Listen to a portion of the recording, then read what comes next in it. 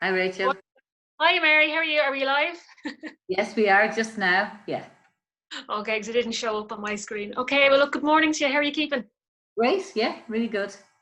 Great. So, just to let people know that we're discussing different types of bullying behavior and our responses to it. So, we just want to give a quick recap of what we covered last week and what you're going to talk about today. Okay. So last week we just talked about bullying, and it can happen in the home personally, or it can happen at work, in your professional life. So it can happen and take place any place or time. Now, the one thing about bullying is that there's a pattern. So, you know, the way we talk about the temperament profile and we talk about our different temperaments. And sometimes, like the red just lose it and they just fire and like they just let people have it. But that might be very seldom. So we wouldn't recognize that as being bullying. Now, so it's very important when I work with people in coaching that I do ask them to do the temperament profile test, because sometimes the greens, let's say somebody that's very predominantly green, they're quiet, they like peace, they like systems, and they might think that the red is shouting at them, that they're bullying them, and they're just maybe just blowing their fuse once in a while. So the secret about recognizing bullying is timing and the patterns. So is this person always shouting at you? Is this person always degrading what you do? So it's how often and the pattern that you need to spot, and that's how you get to recognize it. Also remember, when you are bullied for the very first time in your life, you actually think it's about yourself. You think, is it me? We all think that first.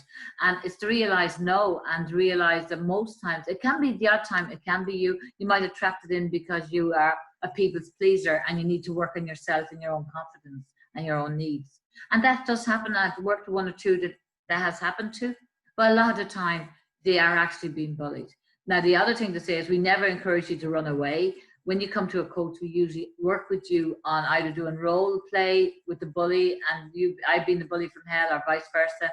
And we really encourage you to learn to be assertive and to recognize a bully when you see them and then know what to do. So last week then, and what I wrote about was just the first methods, the three first methods that you use. And today I'm going to go through those first three and the next three methods that you use. Great. No, that's great. No, because the pattern, I mean, that's so important. It's Yeah. from my own experience, it's understanding the bullying behavior when it is bullying, or recognizing when it's just someone having a bad day. You know. There's a big difference. Yeah. Big Yeah, because I mean, I see, like, I'll just use this as an example. Like, my mother, she'd be high green, so she takes her time, needs plenty of notice, and she has her own business. So when I'm helping her out, I'm like, I need it done now. Like, that's my red coming out, and she's like, and then there's an explosion. The two of us are in an argument. And it's because I have to kind of think for myself and think, well, to learn that she does things that way. So I've adapted. I don't load the fuse as much anymore. Yeah, and that's completely different to somebody being constantly being bullied. And I think, as I mentioned last week, you can be the demon bully, which is you shout, rant, and rave at the person all the time, and everybody hears it. Or the one that really takes place most of the time at home and at work is the insidious bully, the one that people actually don't know for sure if it's going on or not, or if it's happening. So let's looking at the methods very quickly. The first method, that they use sometimes in bullying is the one we call uncertainty. So they have you walking on eggshells. You don't know if you go into the office today if they're going to shout at you. It depends on what humor they're in, what mood they're in. So they're playing with mood swings, and they are insidiously bullying you, and you are terrified. You don't know what way you're going to be received. You're not sure how they're going to deal with you today. That's one of the methods where they have you walking on eggshells because their mood swings vary all the time. The second one then, the other method is that they use projection, vice versa rejection. And what we mean by that is, best example would be somebody going out with somebody and they're not getting on really well and they realize, I want to end it. But they don't have, I wouldn't say a bad word, but they don't have the courage to end it. So they say to you, you don't really like me, do you? This isn't really working out. I feel you don't really like me. And that's projection, vice versa rejection. Really, what they're saying to you is, I don't like you.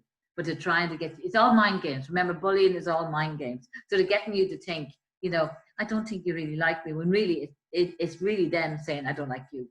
So that's vice versa rejection. The next one then is a really important one as well, generalizations. So they ask you to go out for the milk. You go out for milk and you meet a friend and you start chatting. And instead of going out for the milk, you get to the shop and it's closed and you come back and you go, oh, what the hell? But when you come back, the person says to you, God damn it, are you stupid or something? All I asked you to do is get the milk. So what they're doing there is they're attacking your self-esteem. They're not attacking or giving out just about the action you didn't take. So be very aware. That happens a lot in the home where they actually make out and they knock you for you as a person rather than the action that you did. Again, that's the third one, which is called generalization. Okay, the next one is judgment. Now that one is used at home. I've seen it used in a couple.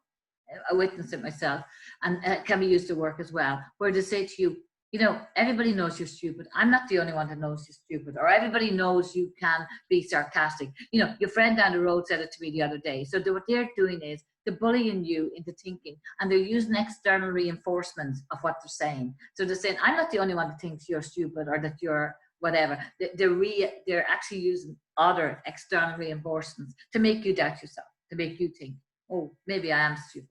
Really, it's a sad one and it's a difficult one and it's used a lot. So that one is, the next one is inversion.